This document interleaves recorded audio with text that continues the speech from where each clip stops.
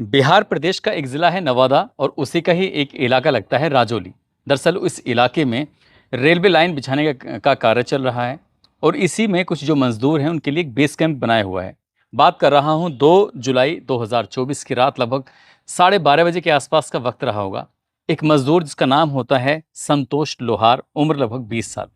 वो अपनी जगह पर सोया हुआ था। ऐसा पहले उसे महसूस होता है कि शायद उसे किसी ने काट लिया है और उसको वो खुजाने लगता है। लेकिन दूसरी बार फिर से वो जब कोई चीज़ काटती है, तब उसकी आँखें खुल जाती हैं और जब वो अपनी आँखों से देखता है तो एक साँप ने उसको काट लिया। साँप काट के वहाँ से जा रहा था।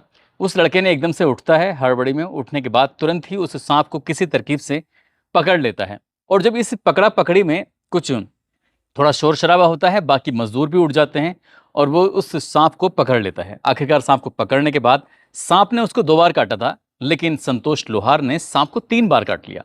3 बार काट लिया, वहाँ पे लोग मौजूद होते हैं। साँप को जैसे ही काटता है, तो साँप कुछ देर के बाद मर जाता है।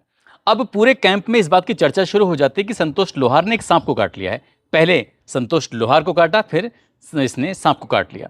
अब ये बात रेलवे के अधिकारियों तक पहुँचती है और जब रेलवे के अधिकारियों तक बात पहुँचती है, तुरंत ही वहाँ पर आते हैं। आने के बाद संतोष लोहार को हॉस्पिटल लेके जाते हैं। हॉस्पिटल में उसका उपचार शुरू करा देते हैं। हालाँकि 2 या 3 दिन उसे लगते हैं, उसका उपचार होता है। उपचार के बाद वो बिल्कुल स्वस्थ हो जाता है। लेकिन सबसे बड़ी बात ये थी कि कोई व्यक्ति किसी साँप को कैसे काट सकता है और साँप को काटते ही साँप मर भी जाता है। तो इस बात की चर्चा चारों तरफ फैल जाती है, सोशल मीडिया के माध्यम से या हर किसी के माध्यम से। ये खबर जब वायरल होती है तो लोगों को यकीन नहीं हो रहा था कि आखिरकार एक इंसान ऐसा कैसे कर सकता है।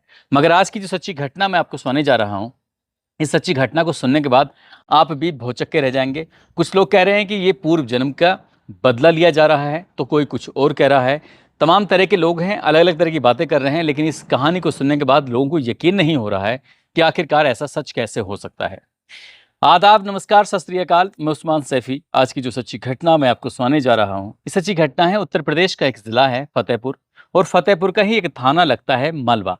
दरअसल मालवा थाना क्षेत्र का गांव लगता है सोरा। यहाँ का रहने वाला 24 साल का एक लड़का जिसका नाम विकास दुबे होता है। विकास दुबे 2 जून 2024 की रात लगभग 9 बजे के आसपास अपने घर में ही चारपाई पर लेटा हुआ था। अचानक से उसको लगता है कि टॉयलेट वगैरह जाना है। जैसे ही वो चारपाई से नीचे उतरा, तुरंत ही उसके पैर में किसी ने काट लिया। उसने देखा कि जब लाइट वाइट जलाई, टॉर्च जलाई, तो उससे पता चलता है कि सांप काट के गया है। तुरंत ही उसने शोर मचा दिया और कुछ देर के बाद उसकी थोड़ी तबीयत बिगड़ने लगती है। घर वालों को जब ये बात पता चलती है तो घर वाले परेशान हो जाते हैं।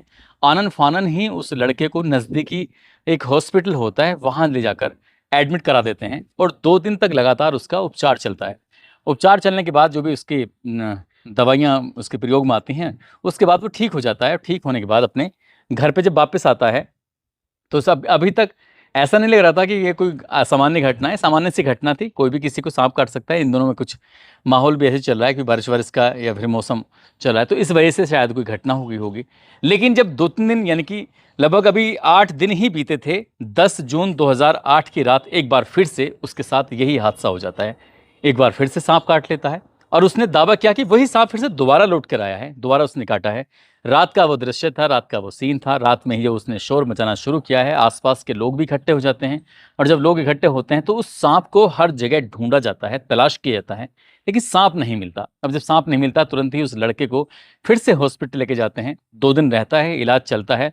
अब उस घर में दहशत का माहौल बन जाता है कि आखिरकार सांप निकल कहाँ से रहा है और जो बार बार आके उसी लड़के को काट रहा है। पूरे घर वाले हों या आसपास के लोग हों, बड़ी संख्या में लोगों ने उस सांप को तलाश करना शुरू कर दिया। लेकिन कई घंटे बीत जाते हैं, लेकिन सांप मिलता नहीं है। आखिरकार अब उस लड़के की थोड़ी निगरानी करना शुरू कर देते हैं, कहीं ऐसा ना हो फिर से उसे सांप काट जाए। और अभी 7 दिन ही बीते थे, यानी कि 17 जून 2024 की ही रात लगभग 10 बजे के आसपास घर वालों से वो बातचीत कर रहा था और बातचीत करने के दौरान ही अभी सांप आता है और सांप आने के बाद विकास दुबे को काट लेता है।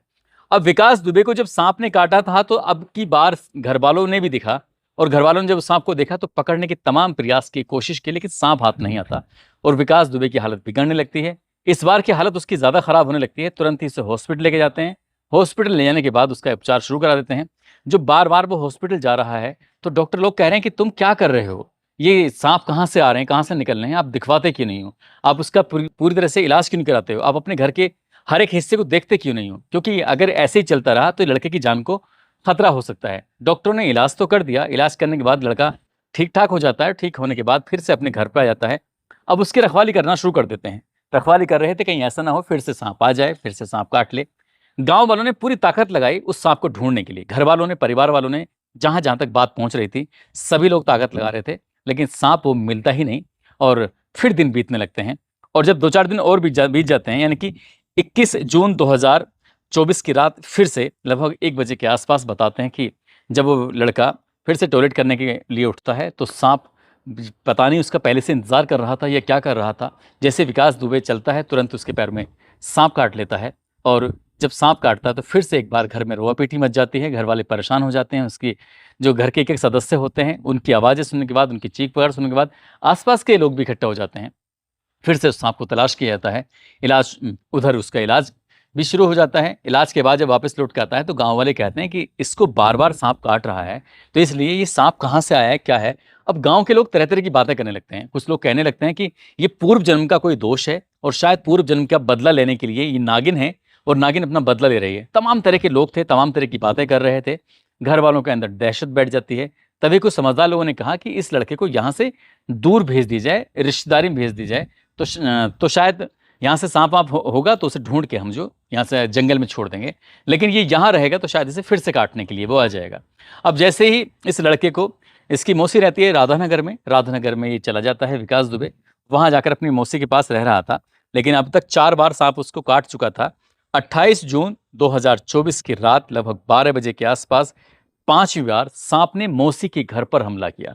जब ये मौसी के घर पर भी सांप काट लेता है, तो लोगों में दहशत फैल जाती है कि एक ही सांप, अब परिवार, रिश्तेदार, ये सब लोग तो दावा कर रहे हैं कि एक ही सांप बार-बार काट रहा है, लेकिन डॉक्टर का कहना है कि सांप काट ज़रूर रहा है, लेकिन वो एक सांप नहीं हो सकता है। हो सकता है कि अलग-अलग सांप हो। घर में हो सकता है कि एक ही सांप हो जो बार-बार दिख रहा हो, लेकिन मौसी के यहाँ सांप नहीं पहुँच सकता। ज़रूर कुछ ना कुछ बात है जो इसके लिए, इसके ऊपर ही सांप आ रहा है, इसको ही सांप काट रहा है। और इस बात की चर्चा जब सोशल मीडिया के माध्यम से, अखबारों के माध्यम से, टेलीविज़न के माध्यम से लोगों को पता चलती है, तो लोगों को यकीन नहीं हो रहा था कि आखिरकार एक ही व्यक्ति को 1 महीने में 5 बार सांप कैसे काट सकता है।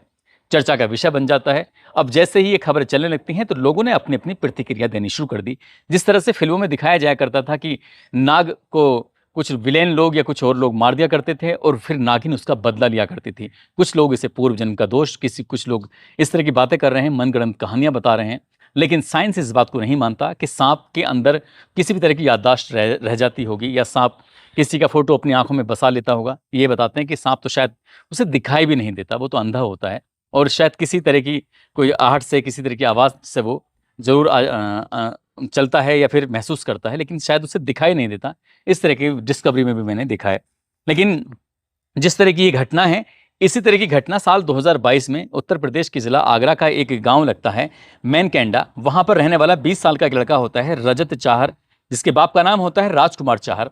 उसको 6 सितंबर 2022 को सांप ने काटा था, घर पे ही मौजूद था और अगले 10 दिन में, यानी कि पहले 6 सितंबर 2022 को, फिर 8 सितंबर को, 11 सितंबर को, 13 सितंबर को, 14 सितंबर को, लगातार 5 बार 10 दिन में उसको सांप ने काटा था। 10 दिन में ये 5 बार काटने की घटना ये 2022 में भी हो चुकी है और अब ये फतेहपुर की जो घटना है, जो विकास दुबे के साथ होती है, ये भी एक चर्चा का विषय बन जाती है।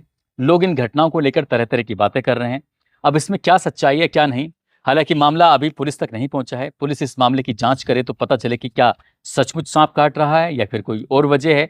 जैसे कि घरवालों ने दावा किया है कि हमने अपनी आँखों से सांप को देखा है, जैसे डॉक्टर दावा कर रहे हैं कि हाँ, वाक़ई सांप के काटे जाने का निशान है। अब इसमें कितनी सच्चाई है, कितनी नहीं है, हम अपनी खबर के माध्यम से सिर्फ़ एक घटनाक्रम है, जो पूरी कहानी है, इसे बताने की कोशिश कर रहे हैं। हमारा उद्देश्य इस घटना के माध्यम से किसी तरह का कोई अंधविश्वास फैलाने का उद्देश्य नहीं है, बल्कि आप लोगों को जागरूक करना है, आप लोगों को सचेत करना है।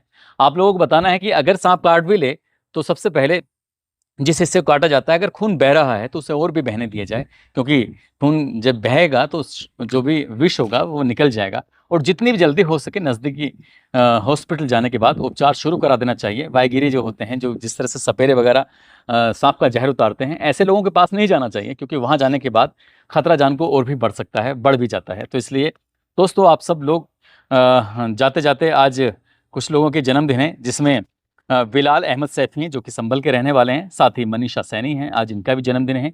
इनको भी जन्मदिन की ढेरों सारी शुभकामनाएं, बहुत बहुत मुबारकबाद। साथ ही कुछ लोगों ने नाम लेने की अपील की है। गाजियाबाद से गीता गुप्ता हैं, जालौन से मोहम्मद रहमत हैं, बिहार से शमशुल अंसारी हैं, रोशनी संध्या अजरुद्दीन अहमद उनकी बेटी सादिया खातून हैं, गोरखपुर से रितेश कुमार हैं, विजेंद्र सूर्या हैं, कानपुर से फारूक अली, मेवात से डॉक्टर साबिर हैं, अलवर से मुफीद खान हैं, श्रीवस्ती से साहिल और कोलकाता से शैलेंद्र तिवारी हैं, विजय सिंह, मोहम्मद यासीन, संदीप यादव। आप सब लोग अपना ख्याल रखें, सुरक्षित रहें। जय हिंद, जय भारत।